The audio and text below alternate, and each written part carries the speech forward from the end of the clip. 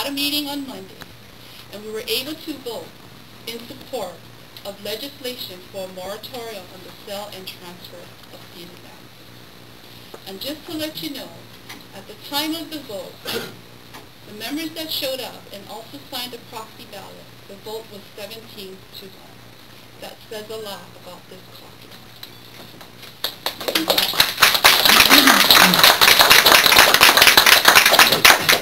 Senate President Colleen Hannah-Schuster said it clearly on the hearing day. As well, we know we must address the sense of betrayal that many in our Native Hawaiian community feel on the issue of ceded land, and in particular, the case now pending before the United States Supreme Court. We will not turn a deaf ear to these questions, as difficult as they may be. We have heard the call of the people, and we must respond. And we thank all of you for being here, because we know that you have knocked on our doors, and our work is not over yet. Leading up to the vote, we provided ongoing forums, which we have our kuka meetings. We also involved the public in the discourse and allowed lawmakers to hear arguments from different sides of the ceded land before us. Many factors were taken into account in the decision to pursue a legislatively mandated moratorium. Issues such as the length of the moratorium, its effect on the state's bond rating, the need for reconciliation, and potential lawsuits resulting from or without a moratorium were all presented to lawmakers at the Public Legislative Hawaiian Caucus meeting. The vote came down on the same day.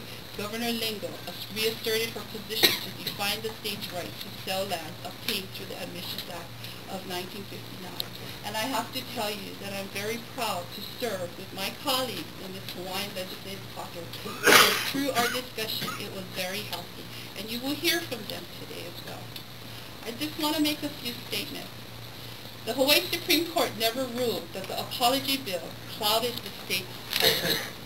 In Mark Bennett's explanation on the background of the ceded lands case, he made it a point to state that the plaintiffs in the case, OHA and individual Native Hawaiians, claimed that the title to ceded lands was clouded. It could be interpreted from his explanation that the Hawaii Supreme Court agreed and held that the apology bill clouded the state's title to the ceded land. This is, however, not the case. The Hawaii Supreme Court never held that the apology bill clouded the state's title.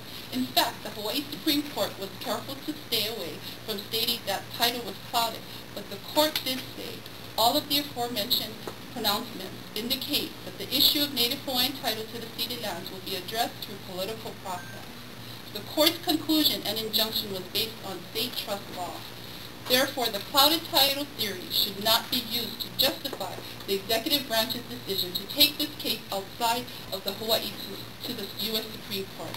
This is an issue of great concern to our state, and our ability to deal with it locally is also good for everyone, Hawaiian and non-Hawaiian. Also, passing a moratorium law is consistent with state policy. The Attorney General made it a point to say that the Admissions Act explicitly gives the state the right to sell land. However, the state itself, through its own voluntary policy, has committed itself to reconciliation with the Native Hawaiian people, and as part of that policy, placed a moratorium on the sale of ceded lands until Native Hawaiian claims are resolved. The policy of the state of Hawaii, through all branches of government and its voting citizenry, is to address the historical injustice of the Native Hawaiian people through a process of reconciliation. The legislature, the ultimate policymakers of the state, in multiple acts, has further acted upon the state's commitment to support Native Hawaiian self-determination and address Native Hawaiian claims to the land.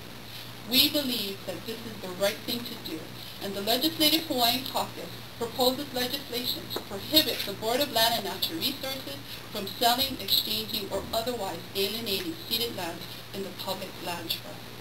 We believe there is a fiduciary responsibility of the state to Native Hawaiians.